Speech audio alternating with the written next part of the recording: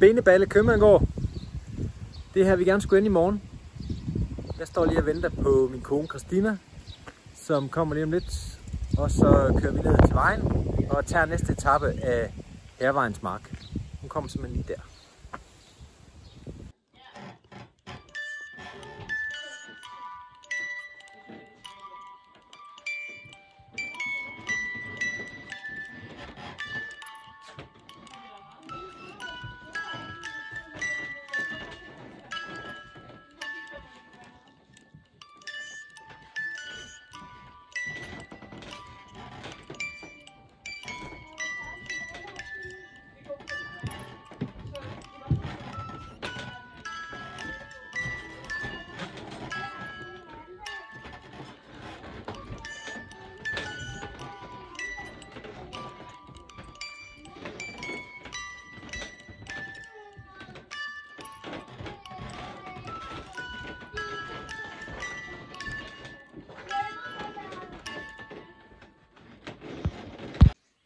Så er vi klar på dag 2 her på, hvad der må være 4. etape.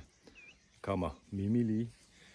Vi har overnattet, Christina og jeg, på den mest fantastiske lille bed and breakfast hos Jette Meyer. Og har været ind til det store morgenbord oppe i udestuen deroppe, og solen har skinnet, og her har vi egentlig bare sovet rigtig godt. Og nu skal vi så ud på dag 2 på etappen her, som ser ud til at blive rimelig kedelig landevejsvandring.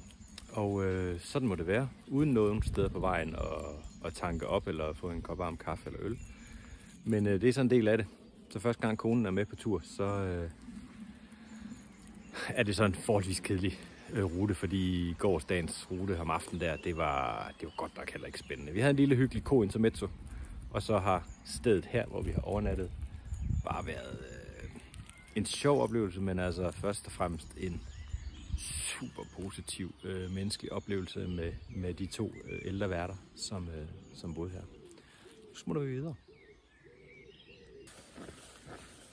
Vi er kommet på asfalt igen. Det skal siges trods alt. Jeg havde forventet, at det blev sådan noget landevejs asfaltvandring hele dagen. Det har det ikke været alt sammen. Vi er gået igennem noget grusvej, noget okay skov.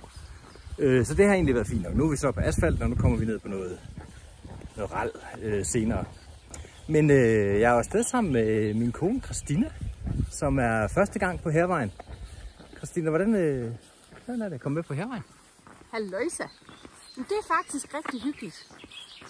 Jeg havde måske troet, at dagen i går, hvor vi vandrede, at det også havde været lidt mere hus og skov og sådan noget. Det var jo meget asfalt og landevej. Men i dag, som Mark han siger, så er det lidt mere været en blanding indtil videre. Vejret er også lidt bedre i dag, end det var i går. Det var noget køligt, så vi nyder det og hygger os. Og det er skønt at være ude i naturen. Ja, dejligt at komme ud og gå.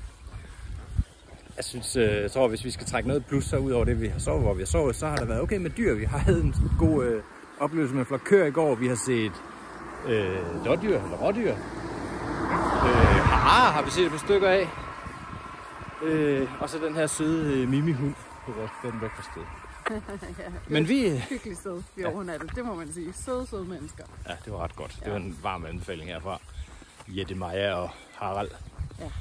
Nu er det cirka halvvejs for i dag, og så tager vi sidste halvdel.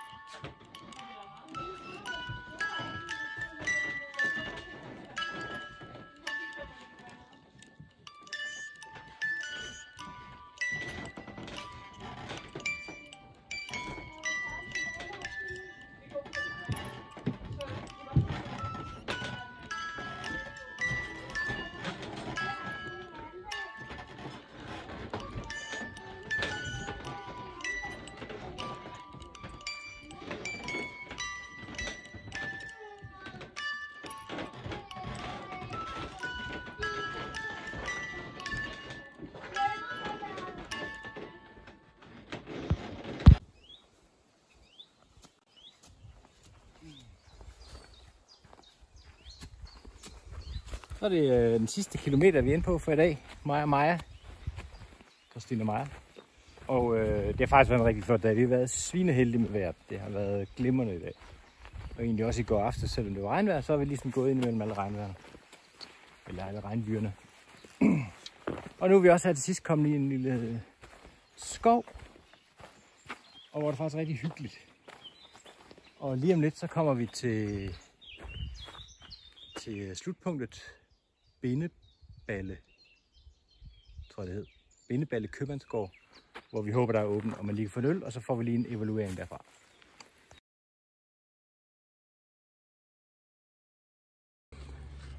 Så er der evaluering på etappen.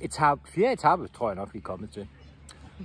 Og det har været fra Vejen til Bindeballe, hvor vi lige sidder her på en fantastisk Bindeballe Købmandsgårdsmuseum, som er vildt hyggeligt. Men det er en anden historie. En hurtig evaluering på fjerde etape.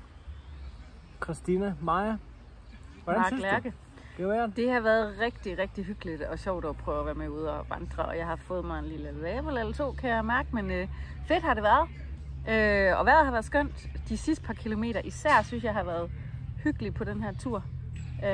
Hvor det har været sådan lidt mere ind i noget skov og lavet lidt mere sådan kopieret og marker og sådan noget, ikke? Jo. Så det har faktisk været de sidste par kilometer, der har været allerfedest. En forholdsvis kedelig, ret kedelig etape, sådan rent rutemæssigt, har været løftet op af de gode mennesker, vi har mødt ved Bed & Breakfast, og så især de sidste 5 kilometer her i dag har været godt. Yes. Og vejret der med os, og alt er godt. Ja. Og du har også lige taget en personlig rekord med. Ja, det er faktisk rigtigt. Jeg har vist faktisk aldrig gået så langt, at det er gået op for mig. Så ja, den tager vi med over. Fedt.